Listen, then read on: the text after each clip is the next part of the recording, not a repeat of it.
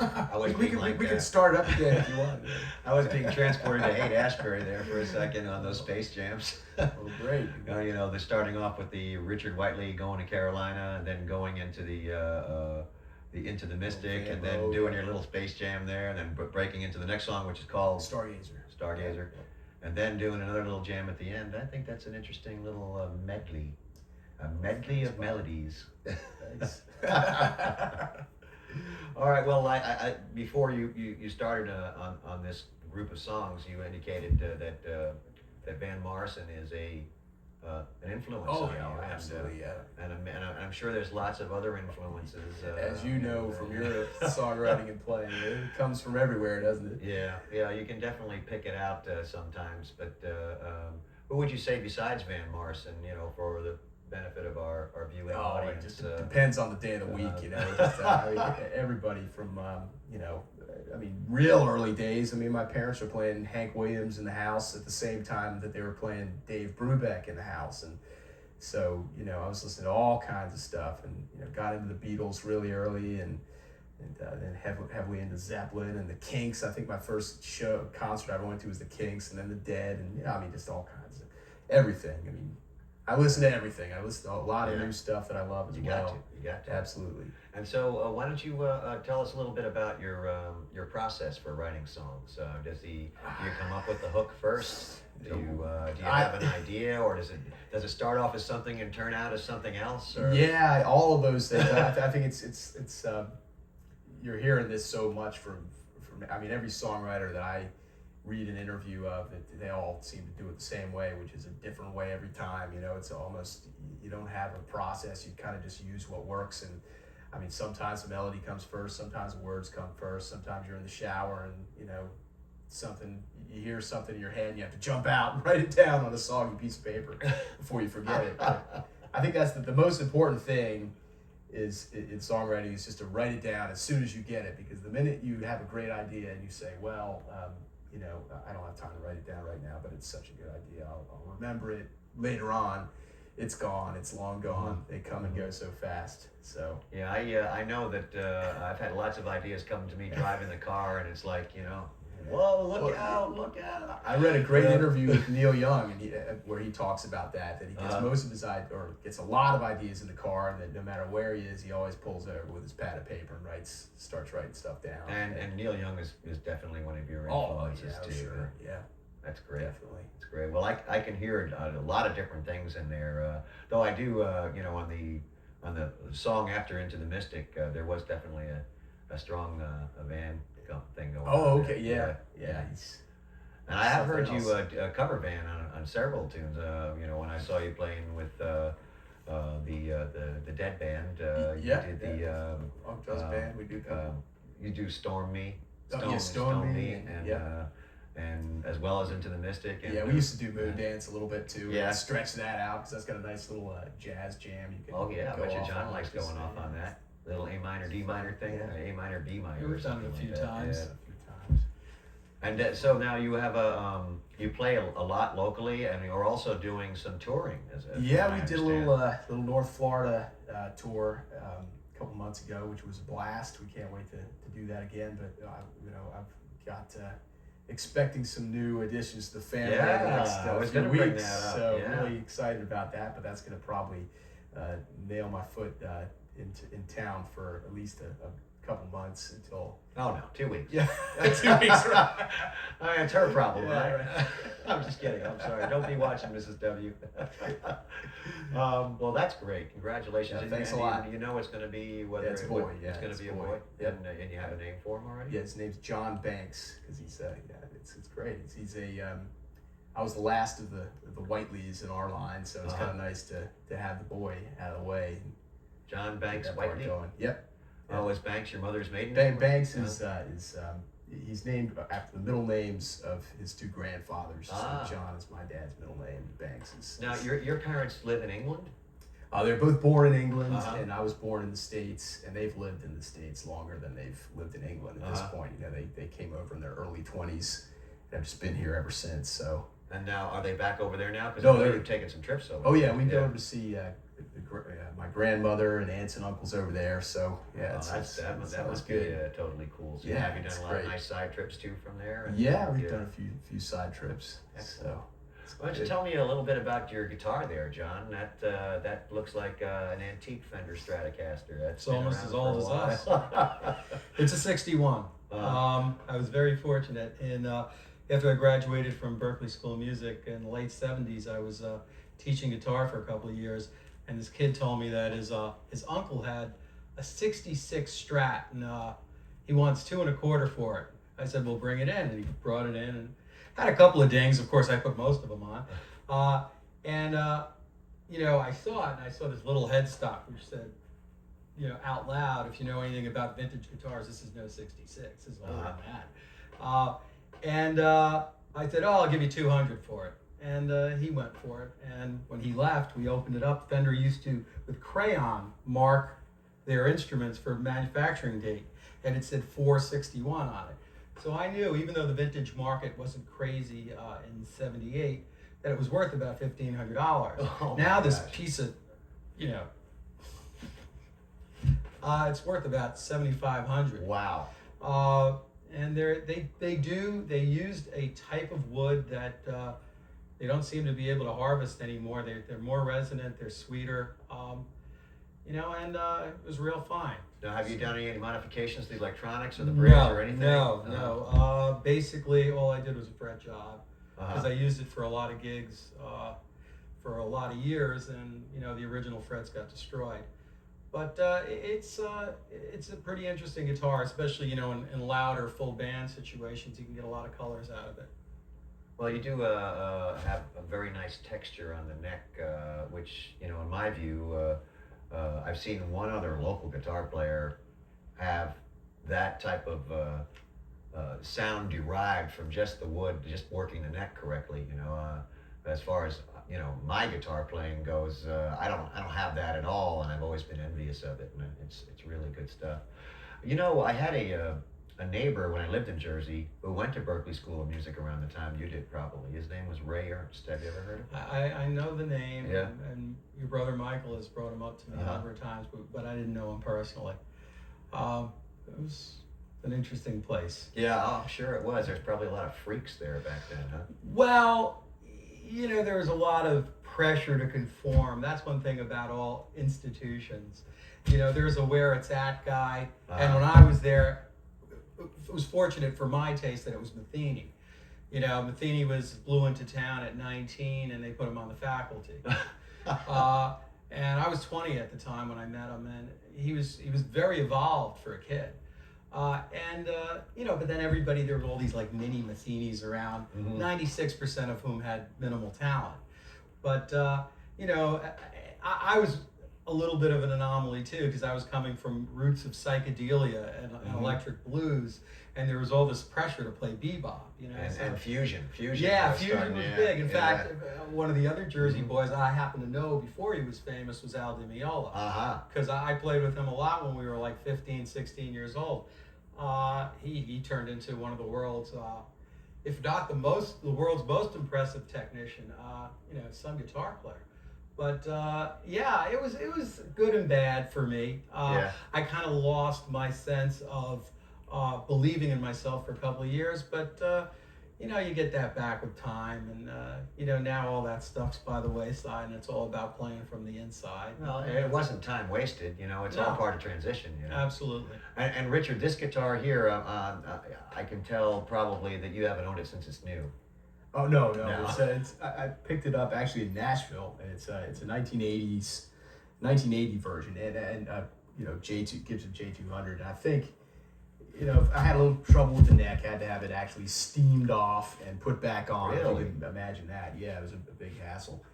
But it plays like a dream now. I love it. But at the time, I kind of wish I'd done a little more research to find out that early 80s was not Gibson's primo year for acoustics, but it has that big I love it Western now. I do body like it. on Yeah, so absolutely. it resonates Absolutely. very well. Definitely.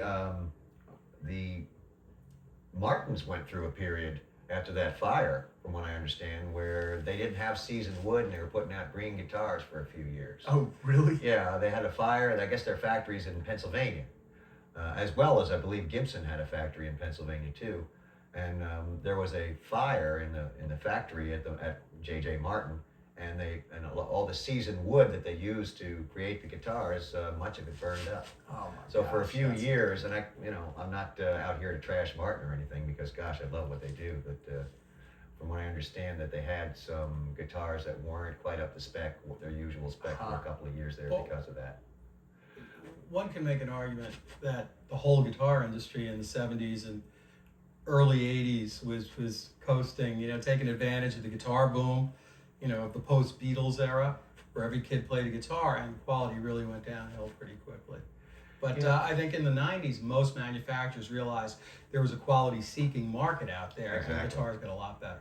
And even the lower end guitars, guitars for some of the manufacturers now have quality indications on them, which is good for a guy like me that doesn't have $1,500 to spend on a new guitar. I've recently purchased a couple of guitars, and I'm very, very pleased with with what I get for the money I spend. We are going to have John and Richard, or Richard and John, do another song, but for a few minutes we'll be taking calls after that in the studio. If you wish to talk to John or Richard, their phone number is 254-7820. So if you care to talk to Richard or John, or find out information regarding their upcoming schedule, or once again, we'll talk about Richard's website and how to get a hold of Richard. If you have any questions, please feel free to call 254-7820. And why don't you guys go ahead and do another song? And sounds good. We'll get. Sounds good. Oh, we do have a call.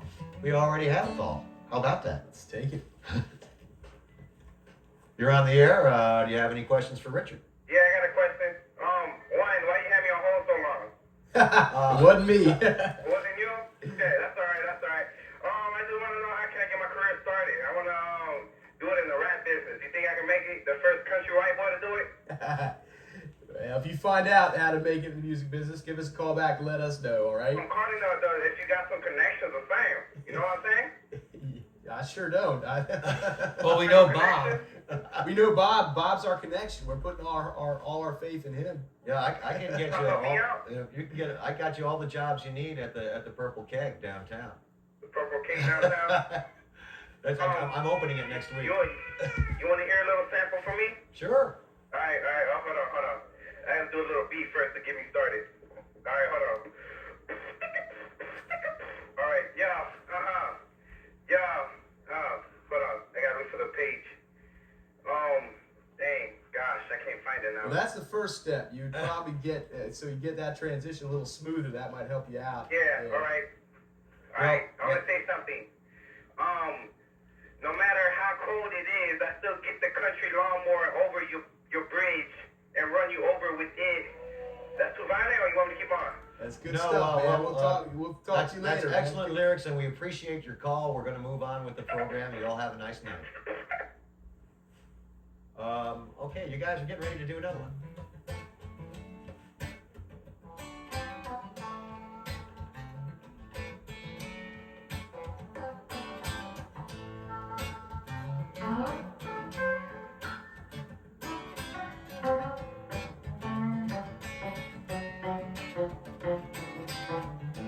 Gonna go home tonight. I'm gonna throw out all my clothes.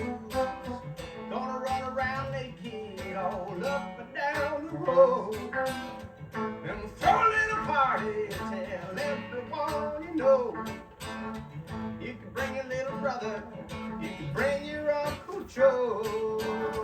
Gonna raise the roof, gonna knock clean off the house. Gonna raise the roof, gonna knock clean off the house.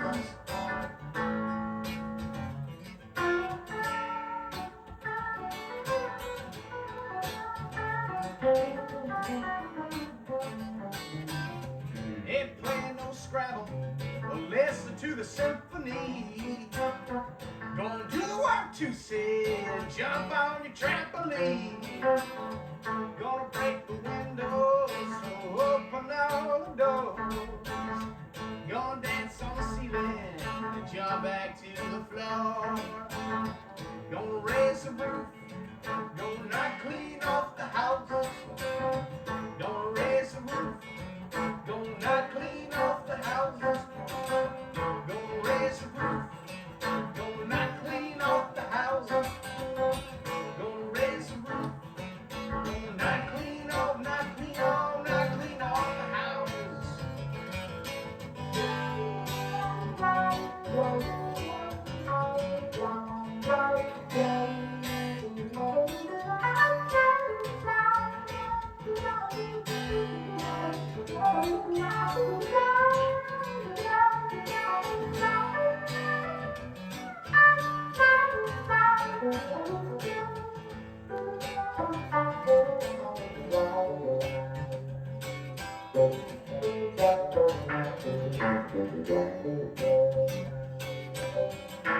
Gonna fly black flag with the neon skull and bones.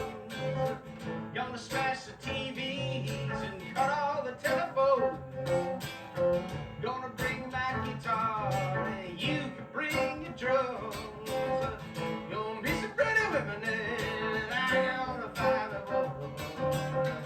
Gonna raise the roof, gonna knock clean off the house. Gonna raise the roof, gonna knock clean off the house. Gonna raise the roof, gonna knock clean off the house. Gonna raise the roof, gonna knock clean off, knock clean off, knock clean off the house.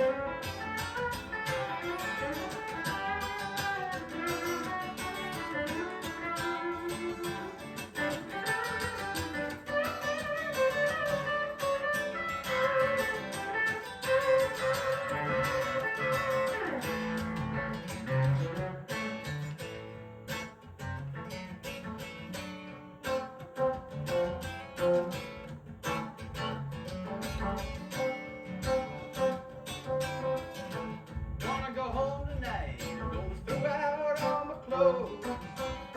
Gonna run around naked all up and down the road. And we'll throw a little party till I left up all your doors. You can bring a little sister, you can bring your ranty flow. Gonna raise the roof, gonna knock clean off the house. Gonna raise the roof, gonna knock clean off the house. Gonna raise the roof, gonna knock clean off the house. Gonna raise the roof, gonna knock clean off, knock clean off, knock clean off the house.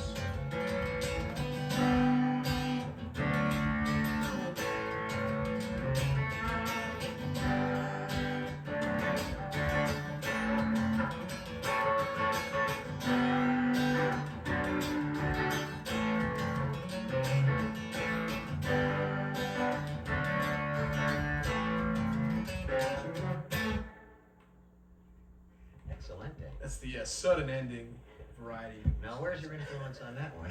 I'm wondering.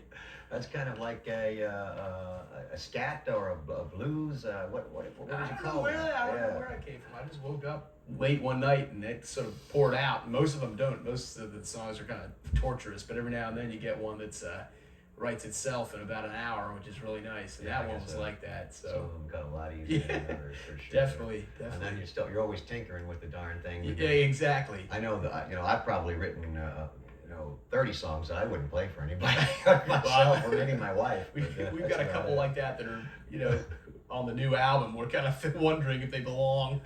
Well, you probably have a catalog you can pull out of the songs. We're open. You ain't wasting the studio time. Absolutely, sure. absolutely. Though I understand now. Now, who is the gentleman that does your the recording? Yeah. Or Steve Yeah, Conley? Steve Conley, who used to be with the Headlights. The Headlights, Yeah. and he's done national opening. His band has opened for yeah. the Grateful Dead. Yeah, Headlights were the backup band for Roger McGuinn, right? And, they not the backup. I mean, they were Roger McGuinn's touring band, and they opened for the Dead. I think it's Soldier Field. I want to say. I'm not sure. I think so. Yeah. No, he was always too an electrifying stage performer too. Oh, he gets up absolutely. there and he draws the eyes to him, so to speak. Definitely. Bob, by the way, I want to thank you for you did a little backup vocals on the last medley we did a couple songs back, and I forgot to mention that on the end of the song. They were very nice. They were very nice. Absolutely. I heard them. I know that where they were coming from. Once again, if you want to find out where Richard's playing, or if you want to find out where to pick up one of his discs, or all of them for that matter, when they're all out, you can contact him at his website, which is Whiteley, WHITELEY at tampabay.rr.com. Check out his site and get all the information you can on this gentleman, because I don't think he's going to be local for too long. I think we're going to be hearing him on the national airwaves soon. Why don't you guys do another one? And as a matter of fact, we're probably going to do that, and after you finish with that one, if it's a 4 or 5 minute song, then you'll be playing out. We'll talk just for a minute, and then you'll play out, and then hopefully we'll have the opportunity to get both you guys on here again. Because I don't know, the whole thing is I feel like getting up and dancing, and I don't think that's allowed here. Feel free. So come in, cut that out now. I can't handle that anymore. All right, thanks guys. Go ahead.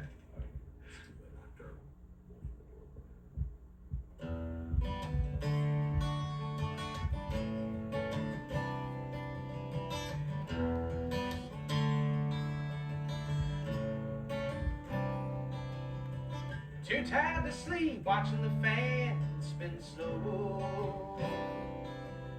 Stars up on the ceiling, I'm listening to you breathing. Wonder what it is you're dreaming. Maybe best I don't know.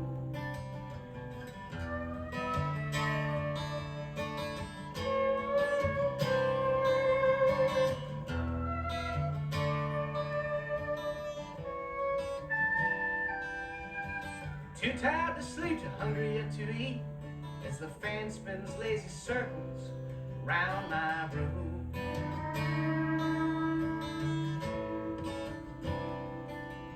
This bed could drift away, float us off to Paraguay. So I look out my window and wink at my brother the moon.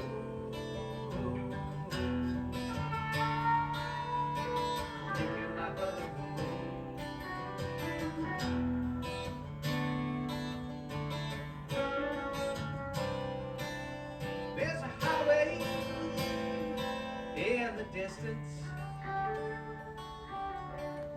where solo travelers traverse the wind, and it feels like autumn's coming. Feels like autumn's coming. Feels like autumn's coming. Just a few cold dreams away. A few cold dreams away.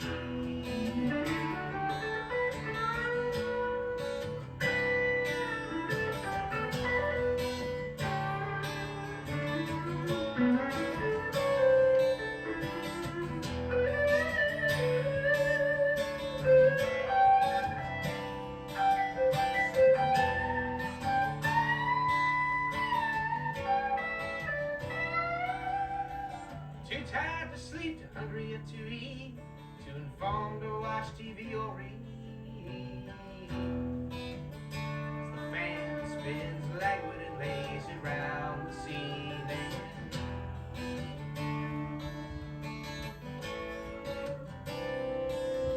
In the dusky smell of dawn steals upon me like a fall, and like a fox I'm gone to sleep. As the dewdrops start to fall, dewdrops start to fall.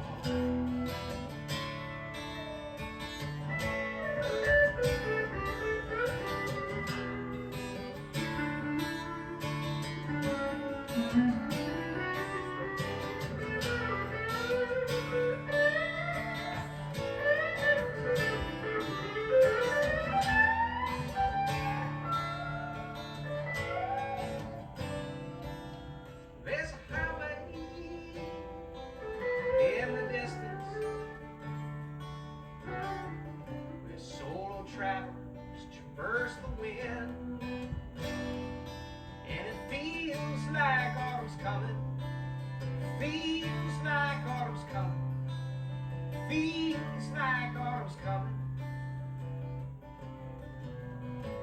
Just a few cold dreams away. Few cold dreams away.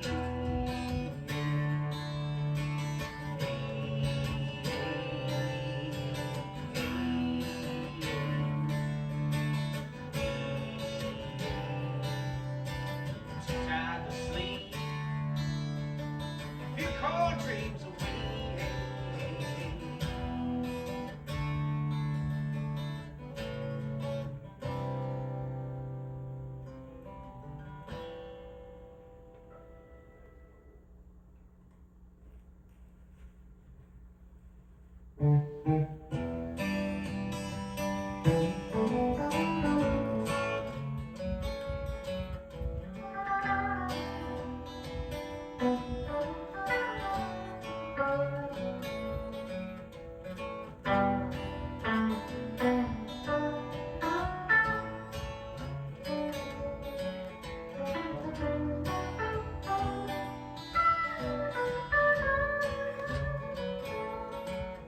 Every day when I come home from the field,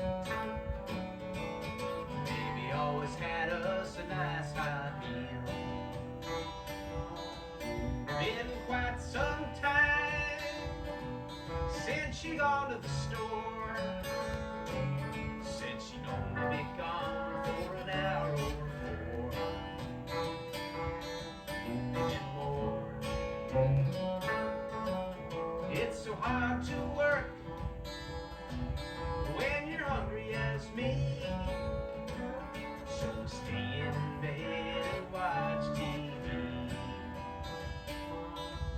I never said much, but she loved me, I'm sure. Baby always used to keep the wolf from the door.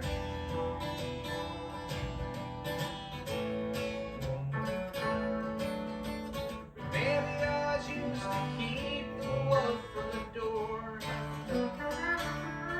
I used to think she loved me, now I ain't so sure. The dinner bell ain't rung now for 1,600 days. What am I gonna do if baby's gone away? All the way.